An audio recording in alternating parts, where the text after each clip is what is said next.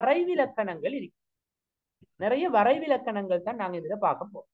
அந்த வரைவிலக்கணங்களை அடிப்படையாக வச்சு கொண்டுதான் உங்களுக்கு என்ன செய்ய முடியாது, இந்த யூனிட்ல கேள்விகள், கல்குலேஷனுக்குரிய கேள்விகள் வந்து அமையும். சரியா? ஆகவே வரைவிலக்கணங்களை நீங்க இன்னைக்கு தெளிவாக விளங்கிக் கொள்ளணும். அந்த வரைவிலக்கணம் சொல்ற ஒரு பேட்டர்ன் இருக்குது, ஒரு முறை இருக்குது, ஒரு மெத்தட் ஒன்று இருக்கு. சரியா? அது உங்களுக்கு போக விளங்கும். ஒரு 2-3 வரைவிலக்கணம் படிக்கிற நேரம் விளங்கும் உங்களுக்கு. இது தான் அப்படின்னு சொல்லி. அப்ப அந்த ஃபார்மேட்ல அந்த வரைவிலக்கணங்கள் வரும். அந்த வரைவிலக்கணத்தை நீங்க தெளிவாக விளங்கி கொள்ளணும். அந்த வரைவிலக்கணங்களை இன்னைக்கு வார டேர்ம்களை நீங்க சரியா விளங்கி கொள்வீங்கன்னா இந்த யூனிட்டை பொறுத்த மட்டும் ஒரு லேசான ஒரு யூனிட்டாக இருக்கு. சரியா? ஓகே. இப்ப இதுல நாங்க இந்த யூனிட்டை வந்து 3 பார்ட்டாக நாங்க பிரிக்க போறோம். ஒன்னாவது வந்து என்னதுன்னு சொன்னால் சில இந்த யூனிட் அடிப்படையான சில டேர்ம்களை பத்தி நாங்க பார்க்க போறோம். அடிப்படையான சில பதங்களோட அறிமுகம் என்ன பார்க்க போறோம். இதை பொறுத்த மட்டும் பெரிய அளவுல சரியா உண்மையிலே இன்னைக்கு எங்கட பாடத்துக்குள்ள போடப்பட்டதுனாலதான் நாங்க அதுகளை கொஞ்சம் பாக்குறதே ஒழிய பெரிய அளவுல எங்களுக்கு வந்து உண்மையிலும் என்னதுன்னு சொன்னால் இந்த யூனிட் பின்பகுதிகள் உண்மையிலும் இந்த யூனிட்டுக்கு பெரிய அளவுல தேவைப்படுகின்ற விடயங்கள் அது பெருசா இல்லை. ஆனாலும் போட்டிருக்கிறது எம்சிக்யூ கேள்விகள் இருந்து நின்று 1-2 வரும். அதுல இடத்துக்காக வேண்டி நாங்க அந்த விஷயங்களை பார்க்க போறோம். சில பதங்கள்ட அறிமுகம் பார்க்க போறோம். என்னென்ன டேர்ம்கள், கொஞ்சம் சில டேர்ம்களை பத்தி நாங்க இன்னைக்கு பார்த்துக்கொள்ள போறோம். First part. செகண்ட் என்னதுன்னு சொன்னால் இந்த வெப்பத்தை அடிப்படையாக வைத்துக்கொண்டு அந்த தாக்கங்களுக்கு நாங்க ஒவ்வொரு பேர் கொடுப்போம். அயனாக்கட் சக்தி என்ற மாதிரி அயனாக்கட் வெப்ப உள்ளுரை, அதே மாதிரி இலத்திரன் நாட்டல் வெப்ப உள்ளுரை. நாங்க இலத்திரன் நாட்டல் வெப்ப உள்ளுரையும் யூனிட் 1ல கொஞ்சம் பார்த்துட்டு வந்திருக்கிறோம். அப்ப அதே மாதிரி என்னதுன்னு சொன்னால் ஆவியாகுதல் வெப்ப உள்ளுரை, நடுநிலையாக்கல் வெப்ப உள்ளுரை. இந்த தாக்கம் நடக்கிற அந்த ஃபார்மேட்டை பொறுத்து அந்த இதுக்கு வந்து நாங்க அந்த வெப்பத்தை பொறுத்து விடுவிக்கப்படுகின்ற அந்த உள்ளெடுக்கப்படுகின்ற அந்த வெப்ப தாக்கத்தை அடிப்படையாக வச்சுக்கொண்டு நாங்க இன்னைக்கு ஒரு கிட்டத்தட்ட ஒரு 14-15 தாக்கங்களை பத்தி நாங்க பார்க்க போறோம். அந்த தாக்கங்களோட வரைவிலக்கணங்களை பார்க்க போறோம். இது வந்து எங்களோட 2வது பகுதி. இந்த பாடத்தை பார்க்க 3வது பகுதி என்னது அப்படின்னு சொன்னால் தெர்மோடைனமிக் என்று சொல்லக்கூடிய வெப்ப இயக்கவியல் என்று சொல்லக்கூடிய ஒரு பாட்டு இருக்குது.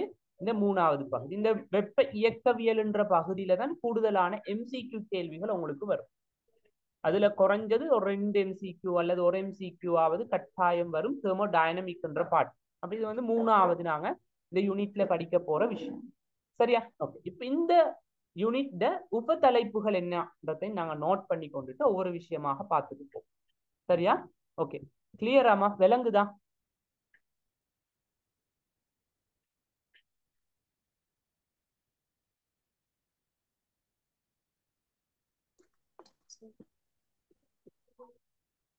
விளங்குதாமா?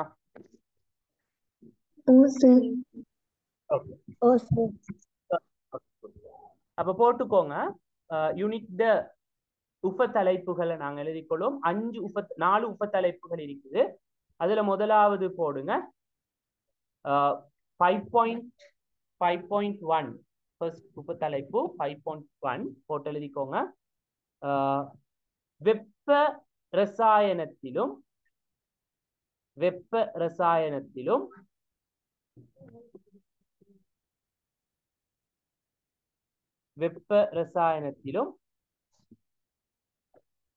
வெப்ப இயக்கவியலிலும் உள்ள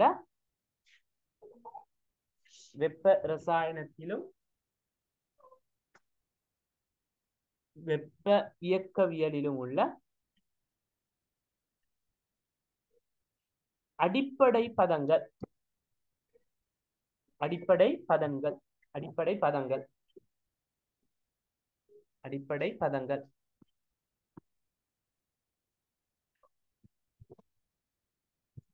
அடுத்தது எழுதுங்க 5.2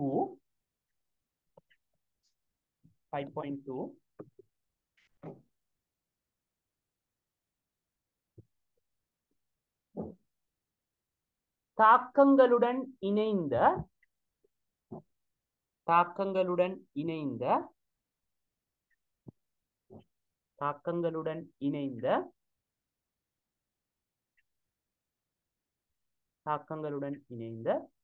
வெப்ப உள்ளுறை மாற்றங்கள்.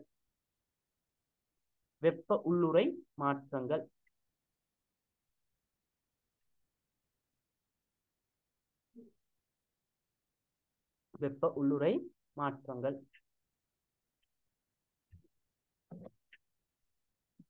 5.3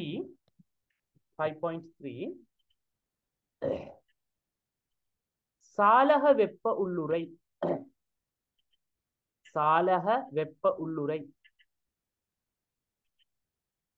சாலக வெப்ப உள்ளுறை அல்லது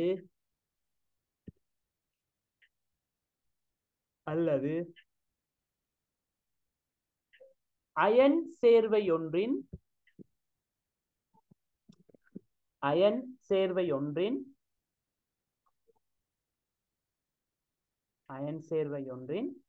தோன்றல் வெப்ப உள்ளுறை. அயன் சேர்வையொன்றின் தோன்றல் வெப்ப உள்ளுறை. இது 5.3. 5.4 ரசாயன தாக்கங்களின் சுயாதீன தன்மை. 5.4 ரசாயன தாக்கங்களின்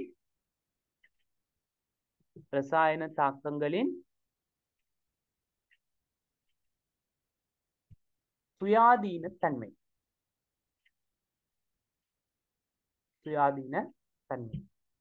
ஓகே, சின்ன தலைப்பொண்டு போட்டுப்போங்க. அறிமுகம் என்று சொல்லி இந்த யூனிட் அறிமுகம் என்ன படிக்க போறோம் நாங்க இன்னைக்கு பார்க்க போறோம். நோட் பண்ணிக்கொள்ள போறோம். சரியா?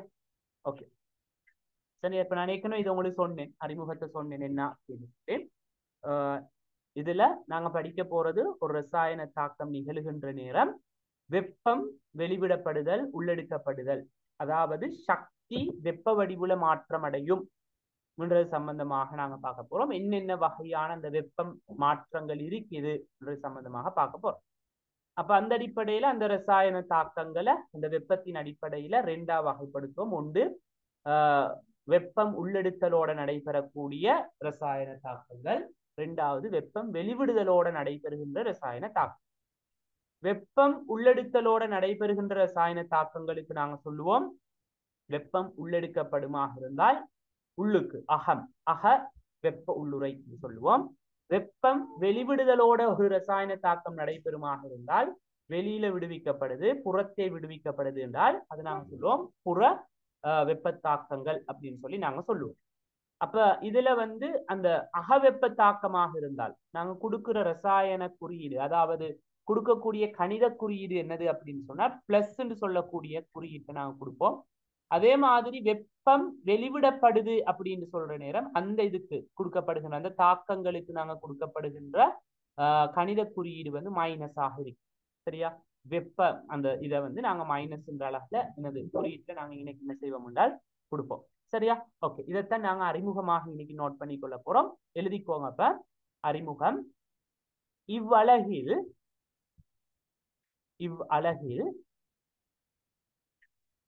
இவ்வலகில் சக்தி மாற்றம்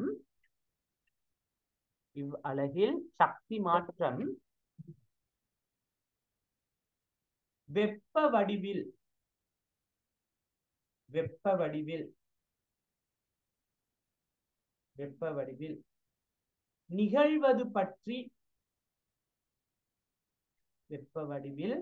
நிகழ்வது பற்றி அல்லது அதன் பங்களிப்பு பற்றி. வெப்ப வடிவில் நிகழ்வது பற்றி அல்லது அதன் பங்களிப்பு பற்றி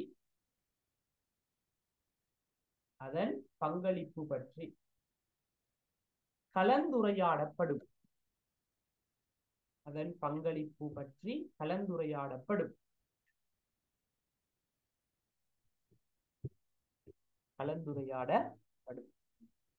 அடுத்தது எழுதுங்க.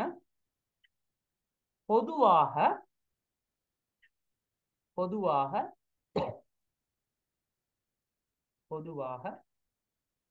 எல்லா ரசாயன தாக்கங்களும்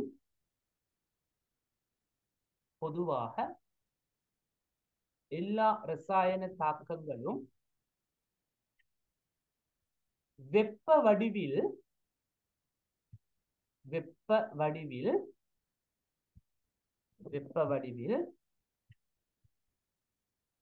வெப்ப வடிவில் சக்தியை உறிஞ்சுகின்றன.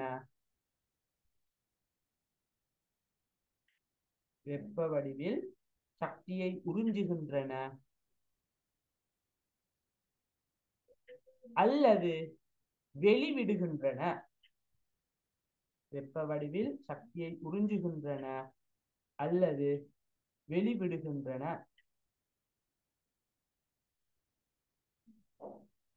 சக்தியை உறிஞ்சுகின்றன அல்லது வெளிவிடுகின்றன.